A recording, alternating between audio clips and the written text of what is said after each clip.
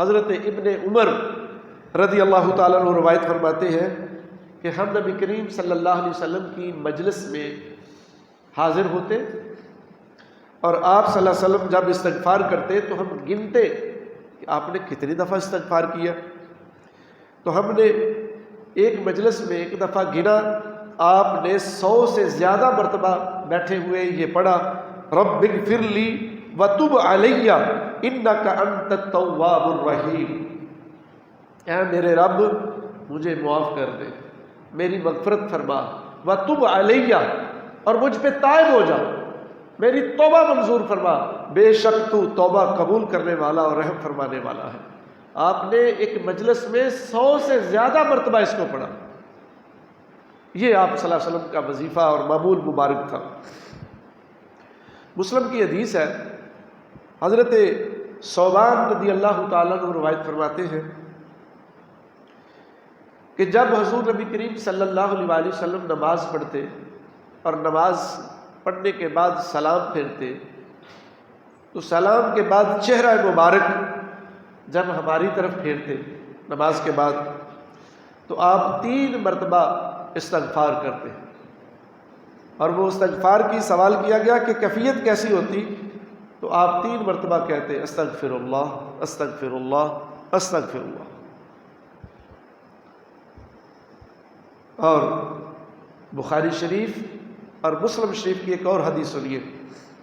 سیدہ عائشہ صدیقہ رضی اللہ تعالی عنہا روایت فرماتی ہے کہ آقا کریم علیہ الصلوۃ والسلام انتقال سے قبل اپنی ظاہری حیات مبارکہ کے آخری ایام سے قبل آخری ایام میں بکثرت یہ وظیفہ کیا کرتے تھے، سبحان اللہ و بحمدہ استغفر اللہ و اتوب الیہ، سبحان اللہ و بحمدہ استغفر اللہ و اتوب الیہ، کہ پاک ہے وہ ذات، تمام تعریفیں اس کے لیے ہیں، میں اس سے استغفار کرتا ہوں اور اسی کی طرف توبہ کرتا ہوں. یہ آپ کثرت سے وظیفہ کیا کرتے تھے آخری ایام میں. ترمذی شریف کی حدیث قدسی سنیے. حضرت انس رضی اللہ تعالیٰ عنہ روایت فرماتے ہیں کہ حضور نبی کریم صلی اللہ علیہ وسلم نے ارشاد فرمایا کہ اللہ فرماتا ہے، کیا فرماتا ہے؟ اے ابن آدم، اے آدم کی اولاد، اگر تو مجھ سے دعا کرے اور مجھ سے تو استغفار کرے تو مجھے کسی چیز کی پرواہ نہیں، تو میں تیرے سارے گناہ معاف کر دوں گا، اگرچہ تیرے گناہ آسمان کی وسعتوں کے برابر ہوں. اور اے ابن آدم، اگر تو مجھ سے مغفرت طلب کرے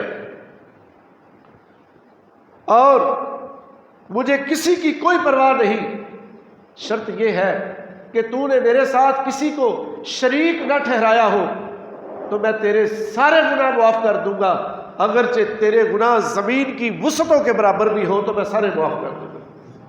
لیکن تو اخلاص کے ساتھ ایک دفعہ رجوع کر کے دیکھ، استغفار کر کے دیکھ، تیرے گناہ زمین کی وسعتوں، آسمان کی وسعتوں اور سمندر کی جاگ کے برابر بھی ہو، میں تیرے اخلاص کو دیکھ کے تجھے معاف کر دوں گا.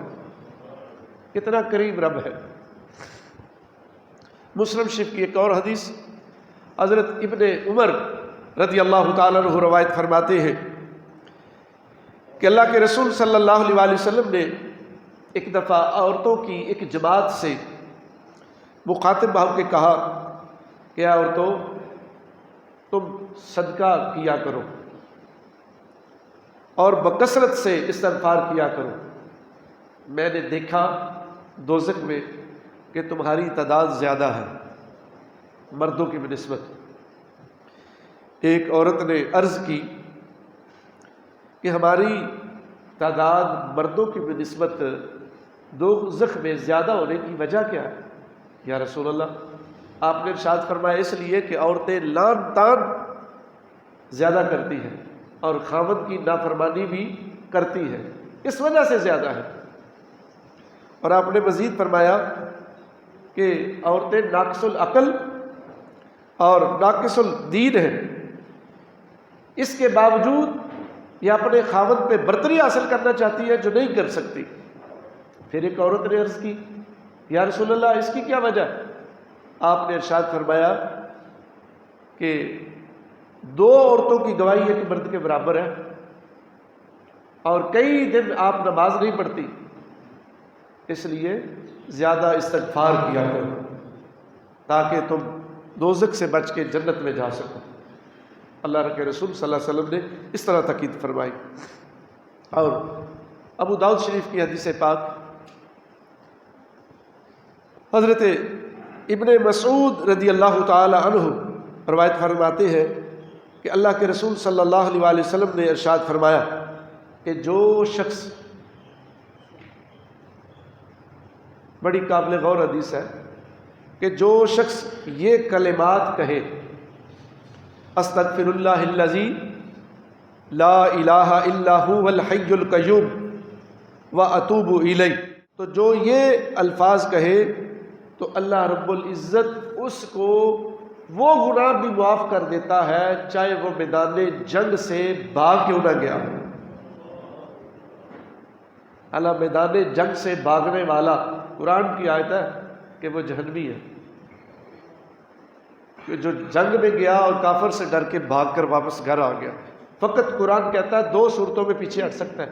اب جب جنگ شروع ہے، یا تو وہ جنگی چال چل رہا ہے، پیچھے ہٹا ہے اور گھیرا ڈالنے کے لیے، یا اس محاذ میں ناکامی مل رہی ہے اور وہ پیچھے ہٹا ہے، گھر نہیں جا رہا، وہ دوسرے محاذ میں چلا گیا، کسی اور سیکٹر پہ چلا گیا۔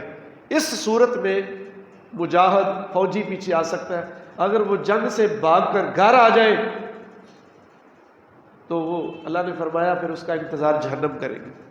اور اس حدیث سے فرمایا اگر وہاں سے بھی بھاگا ہو تو اخلاص کے ساتھ اگر وہ کہے استغفر اللہ الذی لا الہ الا هو الحی القیوم واتوب الیہ، تو اللہ کریم اسے معاف فرما دے گا۔ اور آخری حدیث ابو داؤد شریف کی، حضرت ابن عباس رضی اللہ تعالیٰ عنہ اس حدیث کو روایت فرماتے ہیں کہ اللہ کے رسول صلی اللہ علیہ وسلم نے ارشاد فرمایا کہ جو شخص استغفار کو اپنا معمول بنا لے، ہر وقت استغفار کرتا رہے، اپنے وظیفے استغفار کے کبھی نہ چھوڑے، جاری رکھے، تو اللہ ہر تنگی سے نکلنے کے اس کے اسباب پیدا فرما دے گا۔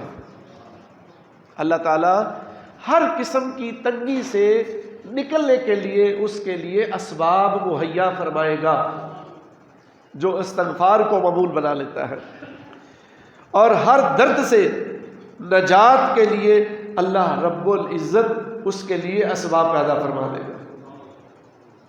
کتنی بڑی نعمت ہے۔